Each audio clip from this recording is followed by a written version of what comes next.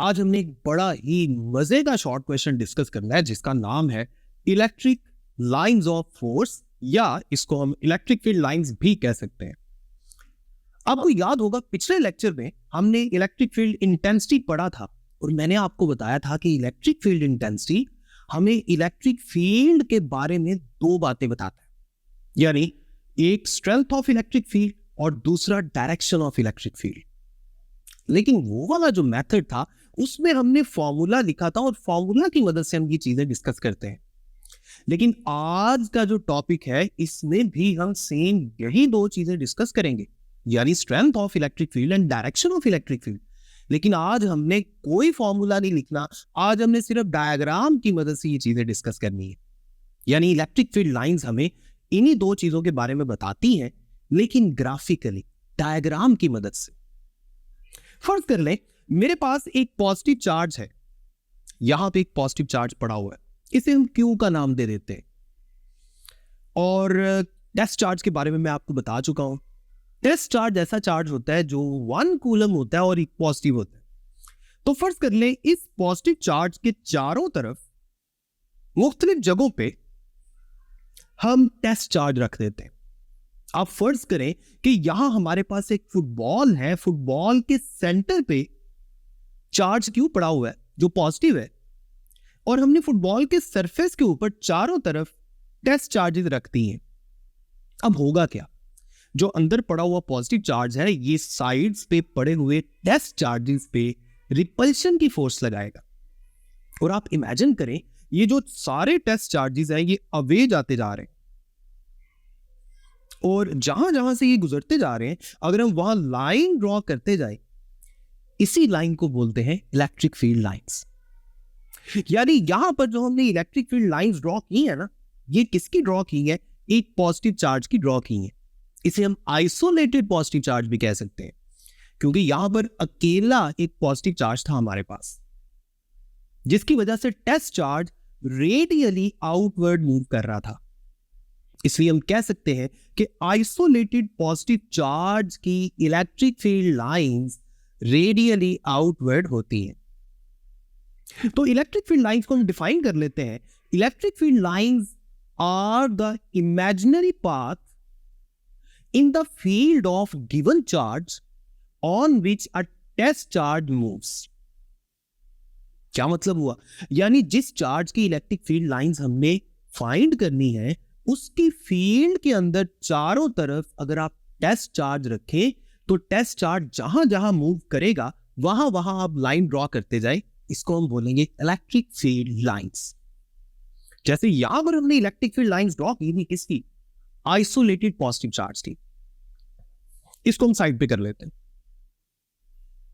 Isolated positive charge की जो electric field lines है ये फिर कैसी है? ये रेडियली आउटवर्ड है। यानी अगर मैं यहां पर एक सफेयर इमेजिन करूं तो ये सफेयर के रेडियस के अलोंग बाहर की तरफ जा रही है। इसी तरह अगर मैं यहां पर एक आइसोलेटेड नेगेटिव चार्ज फर्ज करता और उसके इर्द गिर्द उसी तरह पॉजिटिव टेस्ट चार्ज रखता, तो अब पॉजिटिव टेस्ट चार्ज किस तरफ जाएगा? जाहिर बात है अब दरमियान में नेगेटिव चार्ज पड़ा हुआ है जिसको मैं माइनस क्यू का नाम दे सकता हूं, और टेस्ट चार्ज को हमने प्लस क्यू नॉट का नाम दिया हुआ है। तो अब चूंकि टेस्ट चार्ज तो हमेशा पॉजिटिव होता है, अंदर पड़ा हुआ चार्ज नेगेटिव है, अब टेस्ट चार्ज अंदर की तरफ मूव करेगा। आप देखें सारे टेस्ट चार्जेस अंदर की तरफ मूव कर, यानी हम कह सकते हैं कि आइसोलेटेड नेगेटिव चार्ज की जो इलेक्ट्रिक फील्ड लाइंस है वो सफेयर के रेडियस के अलोंग अंदर की तरफ है, जिसके लिए हम वर्ड यूज करते हैं रेडियली इनवर्ड। तो आइसोलेटेड पॉजिटिव चार्ज की इलेक्ट्रिक फील्ड लाइंस किस तरह की है? Radially outward. Isolated negative charge की इलेक्ट्रिक फील्ड लाइंस किस तरह की है? Radially inward. इसको भी हम साइड पे कर लेते हैं। अब आपको यहां पर आइसोलेटेड पॉजिटिव चार्ज की इलेक्ट्रिक फील्ड लाइंस नजर आ रही हैं, यहां पर आपको आइसोलेटेड नेगेटिव चार्ज की इलेक्ट्रिक फील्ड लाइंस नजर आ रही हैं। दोनों की शक्ल सूरत मिलती जुलती है, बस फर्क क्या है? पॉजिटिव चार्ज से एरो बाहर जा रहा है और नेगेटिव चार्ज की तरफ आ रहा है। यानी हम कह सकते हैं कि इलेक्ट्रिक फील्ड लाइंस पॉजिटिव से निकलती हैं और नेगेटिव की तरफ जाती हैं। एक और चीज हमें पता चल रही है, देखिए ये बात तो हम जानते हैं, जितना मैं चार्ज के करीब होगा इलेक्ट्रिक फील्ड उतनी स्ट्रांग होगी, और जितना मैं टेस्ट चार्ज को गिवन चार्ज से दूर करता जाऊंगा इलेक्ट्रिक फील्ड वीक होती जाएगी। इसका मतलब क्या है? इसका मतलब तो यह है कि चार्ज के करीब इलेक्ट्रिक फील्ड की वैल्यू ज्यादा है। और इसको यहां पर हम कैसे समझेंगे? अब गौर कीजिए, ये जो पॉजिटिव या नेगेटिव चार्ज की इलेक्ट्रिक फील्ड लाइंस है, इनका डिस्टेंस मुसलसल चेंज हो रहा है। जब हम चार्ज से अवे जाते हैं ना, तो इनके दरमियान का जो डिस्टेंस है वो बढ़ता जा रहा है। इसका मतलब यह है कि इनके दरमियान जो डिस्टेंस है ना, वो हमें इलेक्ट्रिक फील्ड की स्ट्रेंथ के बारे में बता रहा है।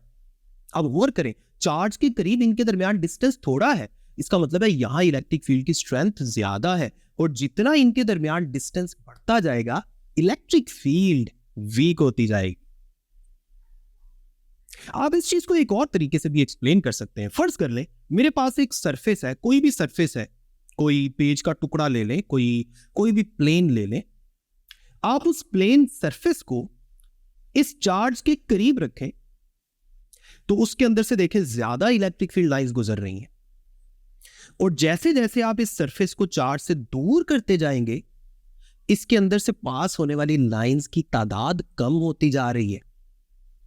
इसका मतलब है जहां इलेक्ट्रिक फील्ड लाइंस ज्यादा पास कर रही हैं वहां इलेक्ट्रिक फील्ड लाइंस करीब करीब थी, और यह बात हमें क्या बता रही है कि यहां इलेक्ट्रिक फील्ड स्ट्रांग है। और जिस जगह पे इलेक्ट्रिक फील्ड लाइंस के दरमियान फासला ज्यादा था वो इलेक्ट्रिक फील्ड लाइंस सरफेस के अंदर से थोड़ी पास कर रही हैं, इसका मतलब है यहां फील्ड वीक है। तो यह बात बड़ी इंपॉर्टेंट है जिसको आपने याद रखना है। अब हम नेक्स्ट एक और चार्ज डिस्ट्रीब्यूशन की तरफ आते हैं। फर्ज कर लें अब हमारे पास आइसोलेटेड चार्ज की बजाय दो चार्जेस है, अकेला चार्ज नहीं है, दो चार्जेस है। एक पॉजिटिव चार्ज है और दूसरा भी पॉजिटिव चार्ज है। फर्ज कर लें दोनों लाइक चार्जेस है।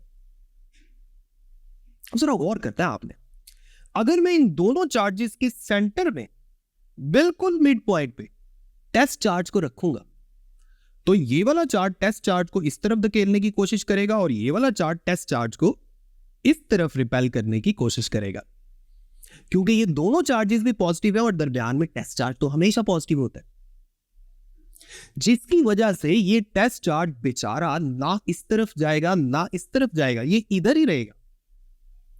इसका मतलब है टू लाइक चार्जेस के मिड पॉइंट पर अगर आप टेस्ट चार्ज रखें तो वो मूव नहीं करता। मतलब क्या हुआ, यहां इलेक्ट्रिक फील्ड लाइंस नहीं हो सकती क्योंकि चार्ज मूव नहीं कर रहा।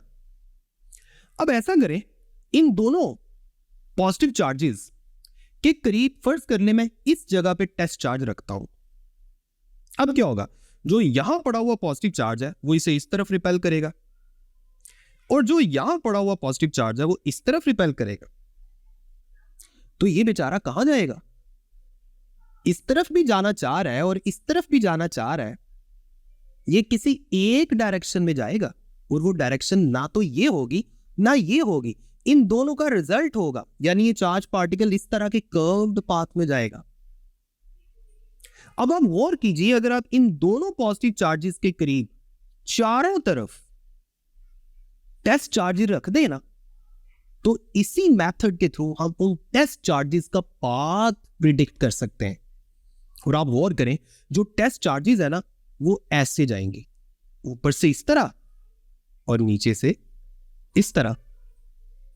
और से मेरी बात समझ नहीं आपने, दरमियान वाला रीजन खाली रहेगा और जो इलेक्ट्रिक फील्ड लाइंस है दोनों पॉजिटिव चार्जेस की ऊपर से इस तरह होंगी, नीचे से इस तरह होंगी, इसी तरह यहां से इस तरह और यहां से इस तरह।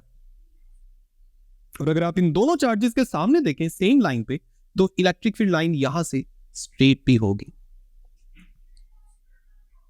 अब गौर कीजिए, वहां जो इलेक्ट्रिक फील्ड लाइंस थी वो स्ट्रेट थी, लेकिन फील्ड वहां भी नॉन यूनिफॉर्म था, क्योंकि चार्ज के करीब फील्ड स्ट्रांग है और चार्ज से दूर जहां इलेक्ट्रिक फील्ड लाइंस का फासला बढ़ता जा रहा है वहां फील्ड वीक है। यहां भी ऐसा ही, यहां भी चार्जेस के करीब गौर करें फील्ड लाइंस के दरमियान फासला थोड़ा है और दूर जाते जाएंगे तो फील्ड लाइंस के दरमियान फासला बढ़ता जा रहा है। लेकिन एक और चीज यहां पे हम समझ सकते हैं, क्योंकि ये इलेक्ट्रिक फील्ड लाइंस कर्व्ड है तो यहां हर पॉइंट पे इलेक्ट्रिक फील्ड चेंज हो रही है, इलेक्ट्रिक फील्ड की डायरेक्शन। फर्ज कर लें किसी एक खास पॉइंट पे आप इमेजिन करें, अब ये फील्ड लाइन तो कर्व्ड है, तो यहां इस गिवन पॉइंट पे इलेक्ट्रिक फील्ड की क्या डायरेक्शन होगी, उसके लिए हमें टेंजेंट ड्रॉ करना पड़ेगा। हम टेंजेंट ड्रॉ करेंगे, जो इस पॉइंट पे टेंजेंट की डायरेक्शन है वही इस पॉइंट पे इलेक्ट्रिक फील्ड की डायरेक्शन है। इसका मतलब है जब इलेक्ट्रिक फील्ड लाइंस कर्व्ड हो जाती हैं तो फिर किसी भी गिवन पॉइंट पे इलेक्ट्रिक फील्ड की डायरेक्शन फाइंड करने के लिए हम टेंजेंट ड्रॉ करते हैं। इस डायग्राम को भी कहीं साइड पे कर लेते हैं। अब हम आ जाते हैं टू अनलाइक चार्जेस। फर्ज कर लें इस तरफ पॉजिटिव चार्ज है और इस तरफ नेगेटिव चार्ज है, और दोनों को क्यू का नाम दे दें, प्लस क्यू माइनस क्यू। अब आप गौर कीजिए, अगर इनके मिड पॉइंट पे आप टेस्ट चार्ज रखेंगे तो क्या वो मूव करेगा? यस, वो मूव करेगा। कैसे मूव करेगा? क्योंकि ये पॉजिटिव चार्ज इस तरफ रिपेल कर रहा है और ये नेगेटिव चार्ज भी अपनी तरफ अट्रैक्ट कर रहा है। तो क्या होगा? पॉजिटिव से नेगेटिव की तरफ फोर्स लगेगी, जिसकी वजह से टेस्ट चार्ज पॉजिटिव से नेगेटिव की तरफ बड़े मजे से मूव करना शुरू कर देगा। लेकिन अगर आप टेस्ट चार्ज को थोड़ा ऊपर किसी और जगह पे रखेंगे तो फिर नेगेटिव चार्ज ने तो रेडियली इनवर्ड फोर्स लगानी है और पॉजिटिव चार्ज ने, पॉजिटिव चार्ज इधर है, पॉजिटिव चार्ज ने इस तरफ फोर्स लगानी है। तो ये टेस्ट चार्ज कैसे मूव करेगा? ये कर्व्ड पाथ पे मूव करेगा। जरा गौर कीजिए, पॉजिटिव चार्ज इस तरफ फोर्स लगा रहा है, नेगेटिव चार्ज अपनी तरफ फोर्स लगा रहा है, तो टेस्ट चार्ज कर्व्ड पाथ में मूव करेगा। मैं इसको एक दफा फिर आपको बता देता हूं। पॉजिटिव चार्ज के करीब टेस्ट चार्ज को रखें, अगर आप पॉजिटिव चार्ज के करीब टेस्ट चार्ज को रखें तो पॉजिटिव चार्ज ने रिपेल करना है, सीधा रिपेल करेगा, और नेगेटिव चार्ज ने सीधा अट्रैक्ट करना है। अब ना तो ये इस तरफ जाएगा ना इस तरफ जाएगा, ये कर्व्ड पाथ में ऐसे मूव करेगा। अब ये तो मैंने एक लाइन आपको ड्रॉ करके बता दी, लेकिन अगर आप चारों तरफ टेस्ट चार्जेस रखें तो उनकी इलेक्ट्रिक फील्ड लाइंस कैसी होंगी, उनका पाथ कैसा होगा? ऐसे पॉजिटिव से नेगेटिव की तरफ, इसी तरह यहां से पॉजिटिव से नेगेटिव की तरफ। और अब इस डायग्राम को एक्सटेंड करें तो पॉजिटिव से नेगेटिव ये डायरेक्शन बनती जाएगी, इसी तरह यहां भी ऐसे ये डायरेक्शन बनती जाएगी। बस एरो का आपने ध्यान रखना है, एरो पॉजिटिव से अवे होगा और नेगेटिव की तरफ होगा। तो ये हमने पॉजिटिव और नेगेटिव यानी अनलाइक चार्जेस की वजह से पैदा होने वाली इलेक्ट्रिक फील्ड लाइंस की डायग्राम बना दी। ये भी कर्व्ड है, यहां भी किसी पॉइंट पे इलेक्ट्रिक फील्ड की वैल्यू फाइंड करनी है यानी डायरेक्शन फाइंड करनी है, तो उस पॉइंट पे टेंजेंट ड्रॉ करेंगे। इसको भी कहीं साइड पे कर लेते हैं। ये है आइसोलेटेड पॉजिटिव चार्ज की electric field lines, isolated negative charge की, टू लाइक चार्जेस की, टू अनलाइक चार्जेस की। अब हम टू पैरेलल प्लेट्स को इमेजिन करते हैं। दो पैरेलल प्लेट्स हैं, एक पर पॉजिटिव चार्ज है और एक पर नेगेटिव चार्ज है। ये बात याद रखेंगे, जब इस तरह दो प्लेट्स हमने आमने सामने रखी होंगी ना, तो ये दोनों प्लेट्स पे जो पॉजिटिव या नेगेटिव चार्ज है ये प्लेट के सरफेस के ऊपर होगा, अंदर वाली साइड पे। अब अगर मैं इन पैरेलल प्लेट्स के दरमियान में कहीं टेस्ट चार्ज रखता हूं तो इस टेस्ट चार्ज को पॉजिटिव प्लेट रिपेल करेगी और नेगेटिव प्लेट अपनी तरफ अट्रैक्ट करेगी, जिसकी वजह से ये टेस्ट चार्ज बड़े मजे से पॉजिटिव से नेगेटिव की तरफ फ्लो करते जाएंगे। लेकिन एक चीज आपने सोच के ध्यान से सुननी है। अब देखिए, प्लेट के एज के ऊपर यानी प्लेट से दोनों प्लेट्स के दरमियान की बजाय थोड़ा बाहर अगर मैं ऊपर टेस्ट चार्ज रखूंगा, अब देखिए प्लेट्स तो नीचे ही खत्म हो गई हैं, लेकिन उन प्लेट्स से ऊपर बाहर मैंने टेस्ट चार्ज रखा है, तो जो पॉजिटिव प्लेट है वो इस तरफ रिपेल करेगी सीधा और नेगेटिव प्लेट अपनी तरफ अट्रैक्ट करेगी। अब दोबारा इनकी लाइन चेंज हो गई है, डिफरेंट हो गई, अगेन यहां कर्व लाइन बनेगी। और अगर मैं पॉजिटिव प्लेट के करीब टेस्ट चार्ज रखूं इसी तरह, तो आप गौर करें ऐसी कर्व लाइन बनेगी। इसका मतलब है दोनों पैरेलल प्लेट्स के दरमियान वाले रीजन में जो इलेक्ट्रिक फील्ड लाइंस है वो तो पैरेलल और इक्वली स्पेस्ड होंगी, लेकिन एजेस पे, एंड्स पे जो इलेक्ट्रिक फील्ड लाइंस है वो कर्व्ड होंगी, ऐसे, नीचे से भी ऐसे। ये जो इफेक्ट है इसे बोलते हैं फ्रिंजिंग इफेक्ट। अब दोनों प्लेट्स के दरमियान वाले रीजन में गौर करें, चूंकि इलेक्ट्रिक फील्ड लाइंस पैरेलल और इक्वली स्पेस्ड है, इसका मतलब क्या है कि इनके दरमियान डिस्टेंस तो एक जैसा है। अभी थोड़ी देर पहले हमने पढ़ा था कि अगर डिस्टेंस चेंज हो रहा हो तो इसका मतलब है फील्ड चेंज हो रही है, यानी इलेक्ट्रिक फील्ड की मैग्नीट्यूड चेंज हो रही है। यहां डिस्टेंस सेम है, इसका मतलब है यहां इलेक्ट्रिक फील्ड भी सेम है, यानी इन पैरेलल प्लेट्स के दरमियान वाले रीजन में इलेक्ट्रिक फील्ड यूनिफॉर्म है। मैं किसी भी पॉइंट पे गौर करूं, point A B C random मुख्तलिफ जगहों पे मैं पॉइंट्स अगर ड्रॉ करता हूं तो यहां इलेक्ट्रिक फील्ड की वैल्यू बिल्कुल सेम हो, लेकिन एजेस पे, एंड्स पे ऐसा नहीं होगा, क्योंकि वहां इलेक्ट्रिक फील्ड लाइंस कर्व्ड हो गई और उनके दरमियान डिस्टेंस चेंज हो रहा है। सिर्फ दरमियान वाले रीजन में ऐसा होगा। तो ये था, इसको भी हम कहीं साइड पे एडजस्ट कर लेते हैं। ये था पूरा का पूरा हमारा टॉपिक जिसमें हमने इलेक्ट्रिक फील्ड लाइंस को डिस्कस किया और फिर हमने मुख्तलिफ चार्ज डिस्ट्रीब्यूशन की इलेक्ट्रिक फील्ड लाइंस को ड्रॉ करके चेक किया। अब पूरी डिस्कशन के बाद हम एक फाइनल कंक्लूजन दे सकते हैं, यानी इलेक्ट्रिक फील्ड लाइंस की कुछ प्रॉपर्टीज लिख सकते हैं। जैसे सबसे पहली प्रॉपर्टी हम बना सकते हैं कि electric field line start from positive charge and ends at negative charge. जैसे मैंने आपको आइसोलेटेड चार्जेस का भी बताया था और जो दो दो चार्जेस थे उनका भी बताया था। प्लेट्स में भी हमने यही चीज ऑब्जर्व की। दूसरा पॉइंट हम ये लिख सकते हैं कि electric field lines are closer where the field is strong and farther apart where the field is week.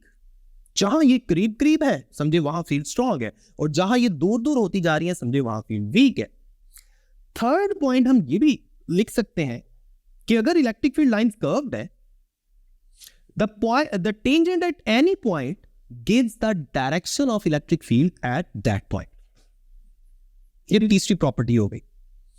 चौथी और बड़ी इंपॉर्टेंट प्रॉपर्टी, ये जो फोर्थ प्रॉपर्टी है ना, ये एक्सरसाइज का 12.5 पूरा का पूरा शॉर्ट क्वेश्चन है, उसका आंसर है,